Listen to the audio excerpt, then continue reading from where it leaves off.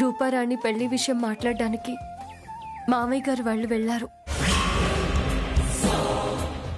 Agreement ఏమీ లేకుండా రూపారాణిని వాళ్ళు కోడలిగా చేసుకోవడానికి ఒప్పుకునేలా ఆశీర్వదించు కన్నయ్య.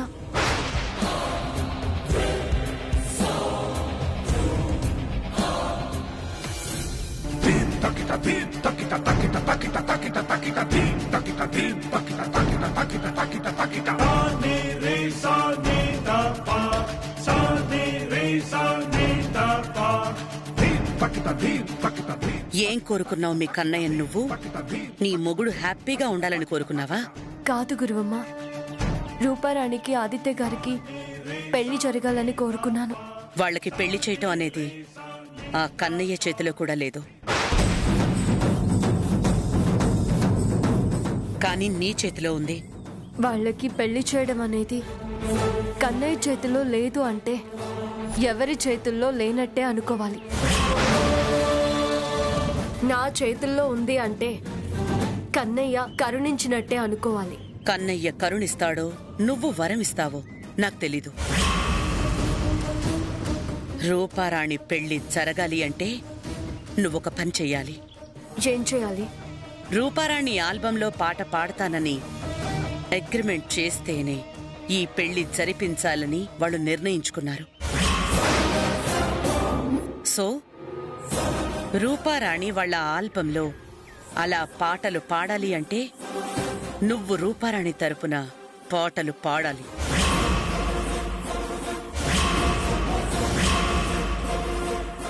అలా రూపారాణి తరపున నువ్వు పాట పాడతాను అని అగ్రిమెంట్ చేస్తేనే రూపారాణి కూడా వాళ్ళకి అగ్రిమెంట్ చేస్తుంది. రూపారాణికి ఆదిత్యకి పెళ్ళవుతుంది. ఇదిగో అగ్రిమెంట్ పేపర్స్ తెచ్చాను, సంతకం పెట్టు.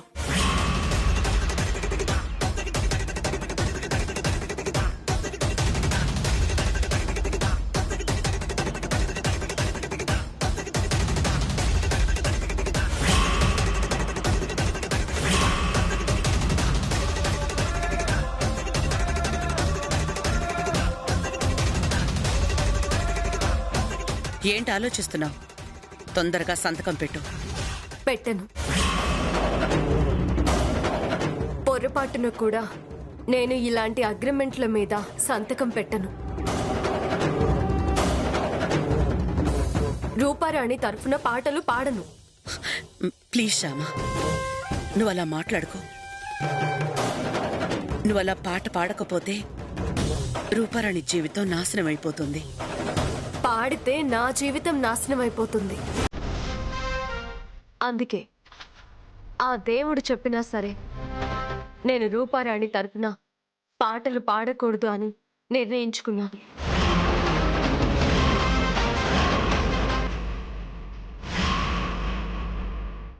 ఏంటి బ్రతిమిలాడుతున్నాను కదా అని చెప్పి పెట్టు చేస్తున్నావు? నువ్వు పాటలు పాడుతున్నావు అన్న విషయం వసంతకి చెప్పానంటే నీ బ్రతుకు ఏమవుతుందో ఆలోచించుకో.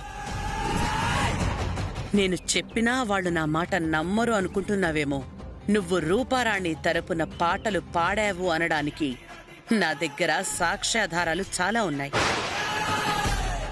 ఆ సాక్ష్యాధారాలు చూపించానంటే నీ బండారం మొత్తం బయటపడుతుంది. అలా జరగకుండా ఉండాలి అంటే నోరు మూసుకుని ఈ అగ్రిమెంట్ మీద సంతకం పెట్టు. ఏంటి బ్లాక్మెయిల్ చేస్తున్నారా?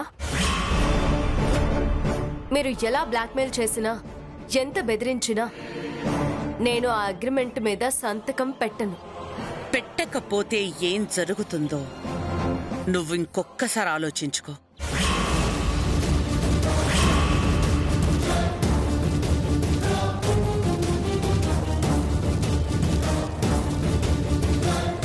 ఏం జరిగినా పర్వాలేదు, నా జీవితం నాశనం అయిపోయినా పర్వాలేదు, నేను మాత్రం ఈ అగ్రిమెంట్ మీద సంతకం పెట్టను.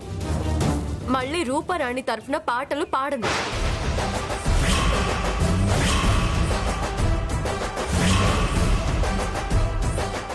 ఓకే, పెట్టద్దు. నువ్వు సంతకం పెట్టొద్దు, పాటలు పాడొద్దు. కానీ నిన్ను ఎలా దారికి తెచ్చుకోవాలో నాకు తెలుసు. నీ అంతట నువ్వే నా కాళ్ల బేరానికి వచ్చేలా ఎలా చెయ్యాలో కూడా నాకు బాగా తెలుసు.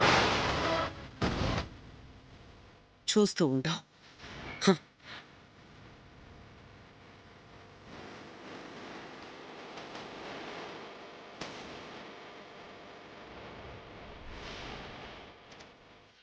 ఏంటి ఈవిడ ఇంతగా బెదిరిస్తుంది? ఈ విషయం మామయ్య గారికి చెప్తే మంచిదేమో.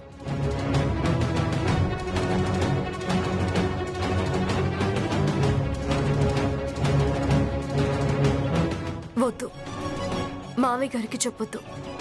చెప్తే ఆయన గురువమ్మను తిట్టి వెంటనే ఇంట్లో నుంచి పంపించేస్తారు. అనవసరంగా లేనిపోని గొడవలవుతాయి. మరి గండం నుంచి ఎలా బయటపడాలి? కన్నయ్య ఉన్నాడుగా, కంగారెందుకు?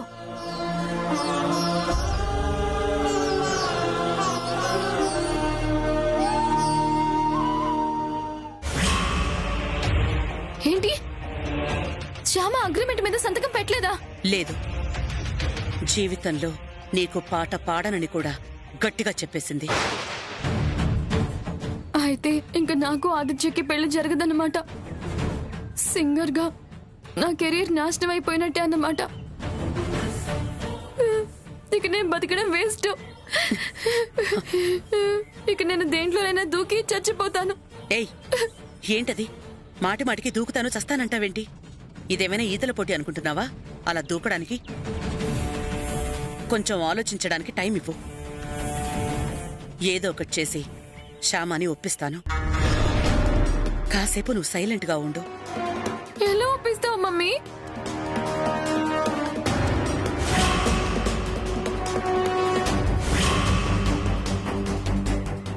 ఇదివరకట్లాగా మన బెదిరింపులకి భయపడి అది పాట పాడడానికి ఒప్పుకోవట్లేదు కదా. వాళ్ళమ్మా నాన్న విషయంలో బెదిరించినా కూడా అది లెక్క చేయట్లేదు కదా. ఇంకేం చేస్తాం మమ్మీ? అమ్మా నాన్నల విషయంలో బెదరకపోతే అత్తింటి వాళ్ళ విషయంలో బెదురుతుంది. అంటే ఇప్పుడు మనం వసంతని ఆయుధంగా వాడుకుంటాం. వసంత ఆంటీనా? ఎలా? అవును, వసంత వీక్నెస్ ని అడ్డు పెట్టుకుని శ్యామాని మనం ఇంట్లోంచి గెంటించేస్తాం. అప్పుడు శ్యామ మన కాళ్ల దగ్గరకొస్తుంది. మనం పాడమన్న చోట పాడుతుంది. నా దగ్గర ఒక ప్లాన్ ఉంది. ఏంటి మమ్మీ ఆ ప్లాను? చెప్తాను. ఆ ప్లాన్ వర్కౌట్ అవ్వాలంటే నీ పాత్ర కూడా ఉండాలి.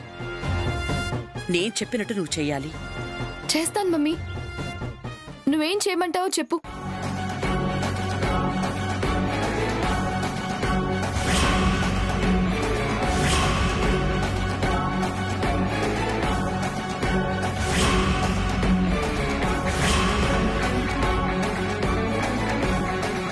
సూపర్ మమ్మీ, నీ ప్లాన్ బ్రహ్మాండంగా ఉంది. ఇక ఆదిత్యకి నాకు పెళ్ళి అయిపోయినట్టే.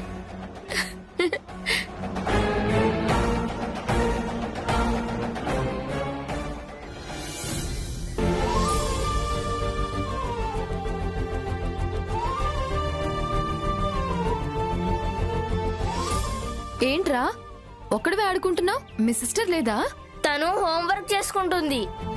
ఓ అవునా, అయితే మనిద్దరం ఆడుకుందామా? ఓకే.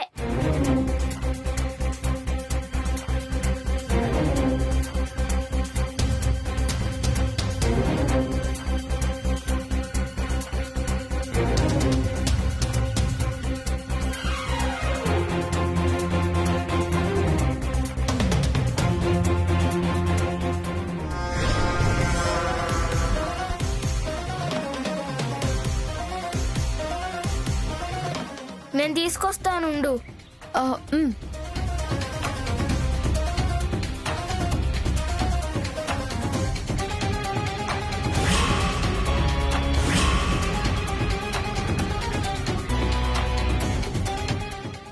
నానమ్మా, నానమ్మా.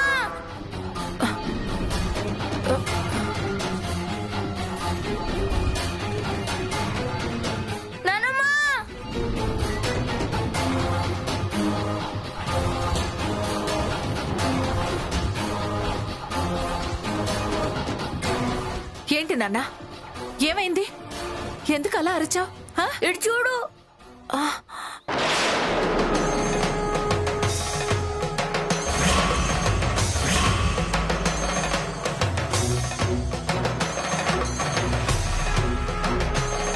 ఏంటిది? ఏమో ఆంటీ, నేను వీడు అక్కడ ఆడుకుంటూ ఉన్నాం. బాల్ ఇట్ వచ్చేసరికి వీడు పరిగెత్తుకుంటూ వచ్చి చూసి అరిచాడు ఆంటీ.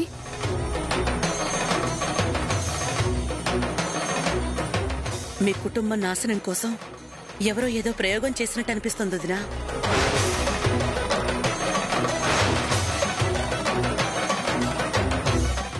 నా అనుమానం మల్లికార్జున ఇదంతా చేసుంటాడు వదినా.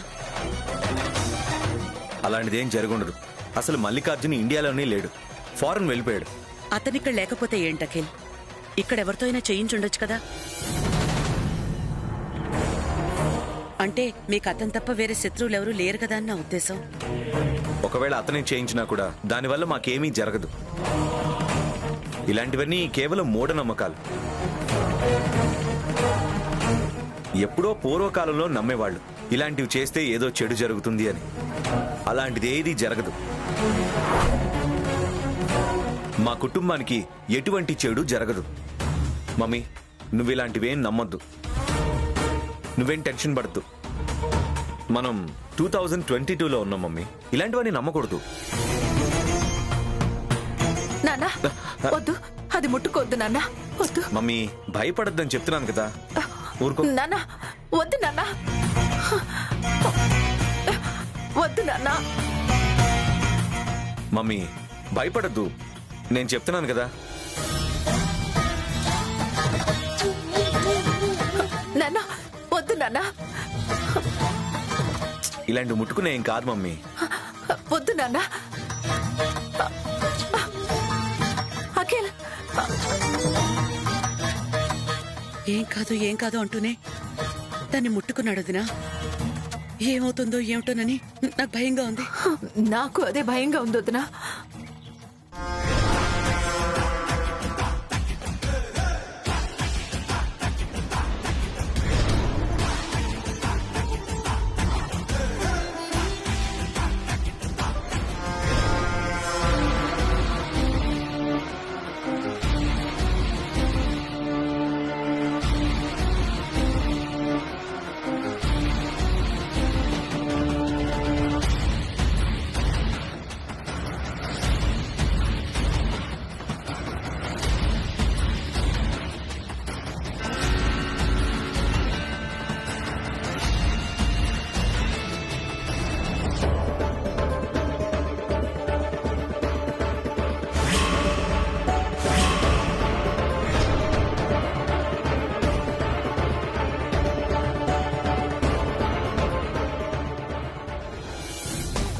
మొత్తానికి వసంత ఆంటీ బాగా భయపడిపోయింది మమ్మీ.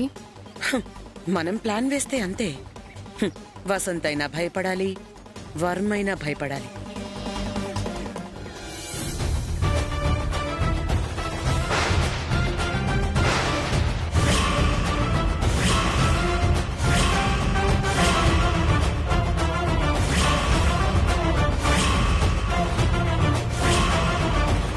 అది మీ కుట్రే అని నాకు అర్థమైంది.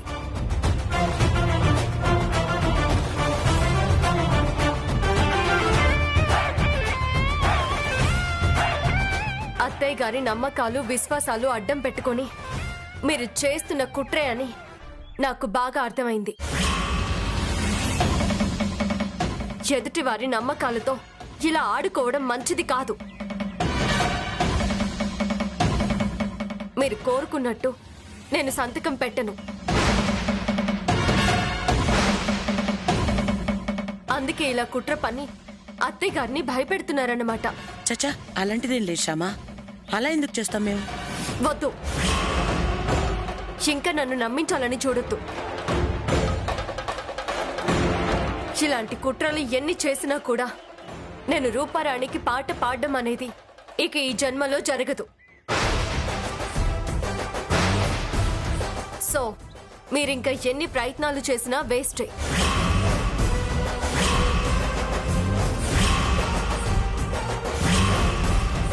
పెళ్లి చూపుల పని మీద వచ్చారు. పెళ్లి చూపులు అయిపోయాయి. పెళ్లి వాళ్ళ ఇంటికి వెళ్ళి మాట్లాడొచ్చారు. ఆ పని కూడా అయిపోయింది. ఇక మీరు మర్యాదగా ఇక్కడి నుంచి వెళ్ళిపోతే బాగుంటుంది.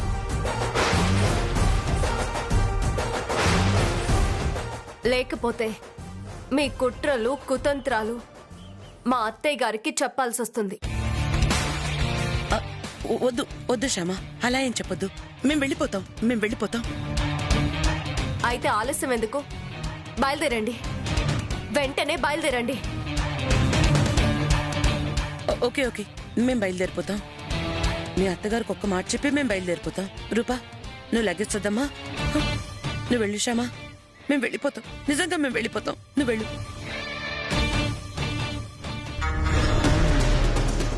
ఏంటి మమ్మీ ఇది? వెళ్ళిపోదామా? ఎందుకు వెళ్తామే? వెళ్తామని దానికి చెప్తాం అంతే. కానీ ఇక్కడి నుంచి అంగుళం కూడా కదలం. ఎలా ఉంటాం మమ్మీ? అది వెళ్ళిపోమని వార్నింగ్ ఇచ్చింది కదా. అది వార్నింగ్ ఇస్తే వెళ్ళిపోతావా ఏంటి? ఇక్కడే ఉండిపోవడానికి నా దగ్గర ఒక ప్లాన్ ఉంది.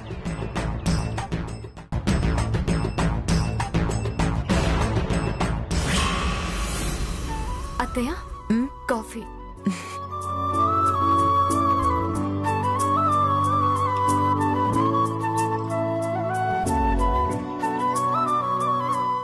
అత్తయ్య గారు, గురువమ్మ వాళ్ళు ఊరికి బయలుదేరుతున్నారంట. అదేంటి సడన్ గా? అంటే సడన్ గా ఏదో పని పడి వెళ్తున్నాము అని చెప్పారు. అవునదినా, సడన్ గా వెళ్లాల్సి వస్తుంది. ఒక్కోసారి మన ప్రయాణాలు మన చేతిలో ఉండవు కదా వదినా.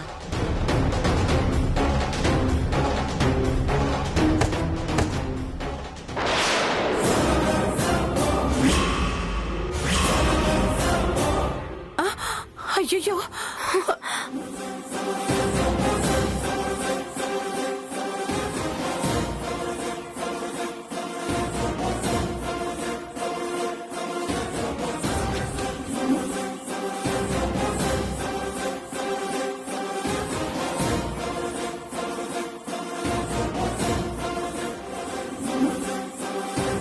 అయ్యో, రక్ష ఇలా పడిపోయిందేంటి?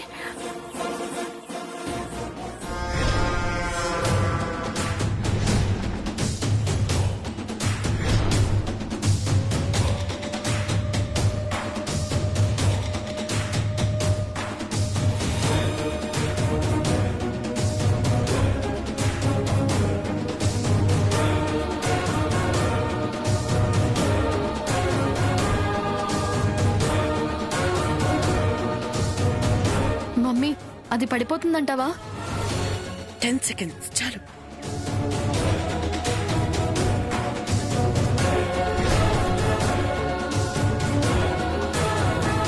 అయ్యయ్యో, ఇదేంటిదినా?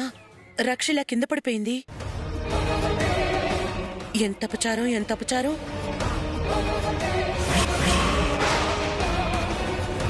శ్యామా, అఖిల్ ఎక్కడున్నాడు? బయటికెళ్లారు. అవునా, బయటికెళ్ళాడా? రక్ష పడిపోవడానికి ఆయన బయటికి వెళ్ళడానికి సంబంధం ఏంటి? అంటే అది ఏం లేదు శ్యామ, ఊరికనే అలానే అనుంటుంది.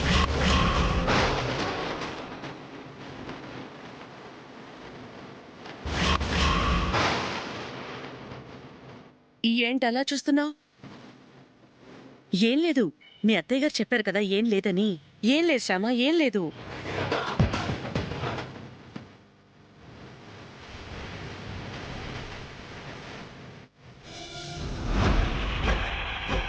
అయ్యయ్యో, కామదే నువ్వు ఫోటో.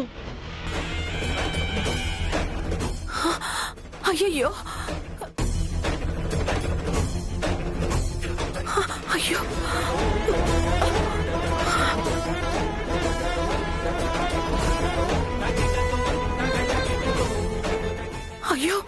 ఈ ఫోటో ఏంటి ఇలా జారి పడబోయింది? ఏంటదినా అన్ని అపశకునాలే కనిపిస్తున్నాయేంటి?